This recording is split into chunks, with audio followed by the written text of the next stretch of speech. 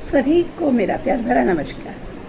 तो प्यारे बच्चों, आज बहुत लंबे समय बाद मैं आपको कहानी सुनाने के लिए आई हूँ। तो कहानी सुनाने के लिए आई हूँ तो कहानी सुनाऊँगी। एक छोटी सी कहानी है आपकी पसंद की। जैसा कि आप जानते हैं, इन कहानियों को सुनने का और सुनाने का आनंद ही कुछ और है।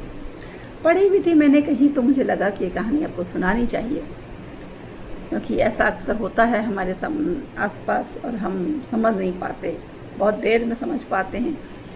तो ये कहानी बहुत शानदार है, उम्मीद करती हूँ आपको पसंद आएगी। तो बच्चों, कहानी का नाम है खतरनाक भेड़िया। एक दिन जंगल में सब जानवर आपस में बात कर रहे थे कि वहाँ एक खतरनाक भेड़िया आया है, इतना खतरनाक है, इतना खतरनाक है, तो उससे तो सब डर रहे हैं। कोई उसके आसपास जाने की हिम्मत ही नहीं कर रहा है। हाथी, भालू, हिरन, लोमड़ी, बकरी सभी यही बात कर रहे थे। बकरी बोली, मैं तो आज किसी तरह उसके चंगुल से बच निकली। अचानक वो एक गुफा से बाहर आया और मैं तो वहाँ से कैसे जान बचा के आई हूँ नहीं जानती। बोला, हाँ जाने कहाँ से आ गया। उतने में वहाँ पर शेर आया। बोला, अरे यहाँ इतना मजमा क्यों लगा हुआ, इतनी भीड़ भाड़ क्यों है, क्या हो रहा है ऐसा जो तुम इतनी चर्चा कर रहे हो। बोले, अरे शेर भाई महाराज, आपको पता नहीं है, इस जंगल में एक बड़ा खतरनाक भेड़िया आया हुआ है। तो बोला, भेड़िया और खतरनाक, क्या बात करो, मुझसे खतरनाक तो कोई जानवर ही नहीं होता। देखो जरा कहाँ रहता है। वो कहता है वो पास वाली गुफा में रह रहा है। फिर बोला, अच्छा देखता हूँ कैसे है, कौन सा खतरनाक है ये। मुझसे खतरनाक तो कोई हो नहीं सकता है। ऐसा कैसे हो गया कि लोग मुझसे डरने के बजाय उस भीड़ से डरने लगे। जाके देखता हूँ। ऐसा कहकर शेर उस गुफा के बाहर चला गया और उस गुफा के बाहर बैठ गया। बहुत देर हो गई तो उसने देखा एक खूंखार सा अजीब सा भेड़िया। उसकी शक्ल भेड़िए जैसी, उसका शरीर शेर जैसा, उसकी पूंछ चीते जैसी। वो तो बहुत डर गया। उसने कहा, मैं क्या, ये जाने कैसा जानवर है, ये तो ना भेड़िया है, ना शेर है, ना बाघ है। उसने तो चुपचाप से पीछे खिसकने में अपनी भलाई समझी और भागा। उसको भागते देखे जंगल में सारे जानवर का, क्यों शेर खान तुम कहाँ भाग रहे हो। बोला, अरे वास्तव में वो बड़ा खतरनाक जानवर है, मैंने देखा उसे। बोला, अच्छा, मैंने कहा था ना, तुम तो बड़ी बहादुरी दिखा रहे थे कि मुझसे कोई डरते हैं, मुझसे बड़ा कोई नहीं, मुझसे खतरनाक कोई नहीं। अब आ गए ना, ये बच गई। बोला, पता नहीं जाने कैसा है, लेकिन फिर भी अब वो चला तो गया अपनी गुफा में शेर, लेकिन उसके दिमाग में यही घूमता रहा, आखिर ऐसा खतरनाक जानवर मैंने आज तक देखा नहीं, या आया कहाँ से, जिसकी कहीं चर्चा नहीं, जिसके बारे में कहीं सुना नहीं, कभी देखा नहीं, कभी किसी ने बात नहीं करी। ऐसा खतरनाक जानवर आया कहाँ से।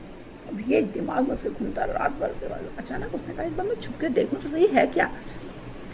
तो वो जो था छुप गया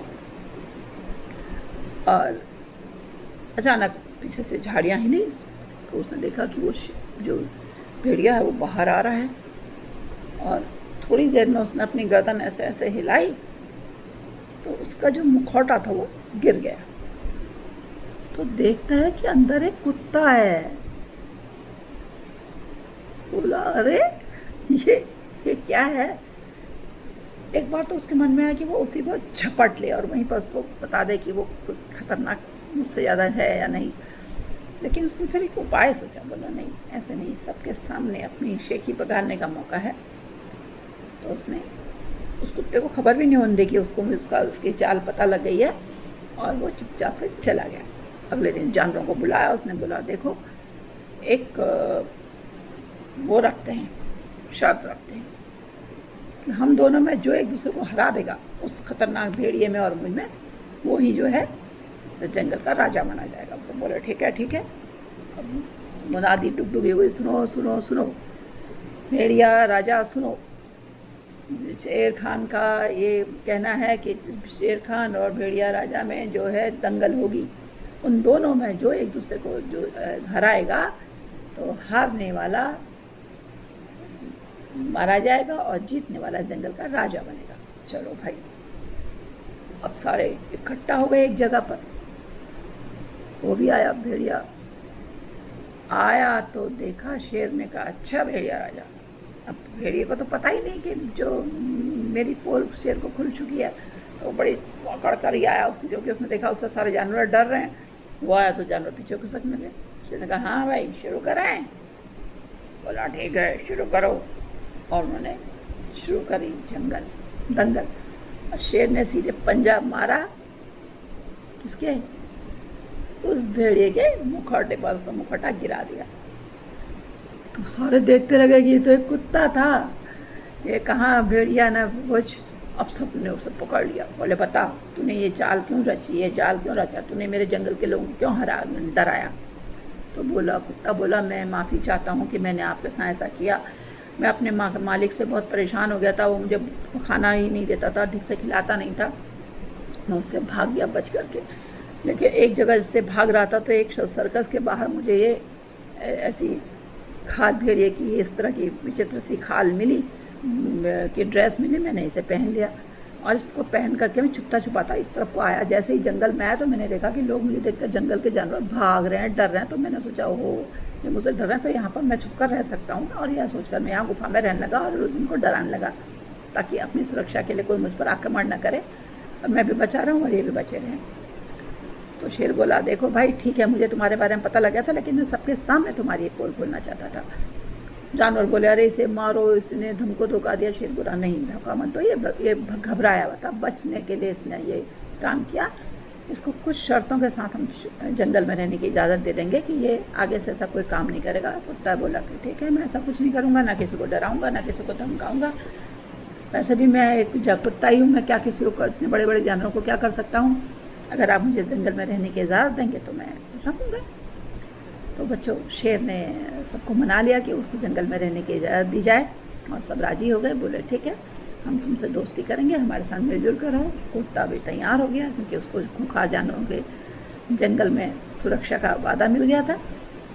इस तरह से वह खूंखार भेड़िया फिर से अपनी उसमें आ गया, वो कुत्ते के रूप में आ गया।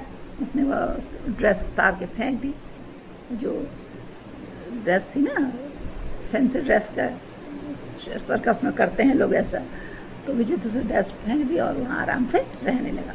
तो बच्चों कैसी लगी ये कहानी, उम्मीद करती हूँ आपको पसंद आएगी होगी। तो आप मुझे कमेंट बॉक्स में अपने कमेंट ज़रूर लिखें और लाइक शेयर करें, लोगों तक ये कहानी को और पहुँचाएँ। जिन्होंने मेरे चैनल को सब्सक्राइब किया उनका बहुत बहुत आभार, धन्यवाद। और जो मेरे चैनल में नए हैं वो लोग इसे सब्सक्राइब करना ना भूलें ताकि ये कहानियाँ आगे आगे आगे निरंतर आगे बढ़ती रहें। उन जो भूल गए हैं जिन्हें उन्हें अपनी याद दिलाती रहें।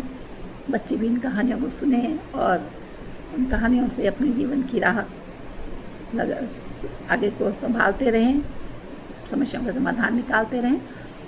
जल्दी एक नई कहानी लेकर आऊँगी, तब तक ले आपसे विदा लेती हूँ। नमस्कार।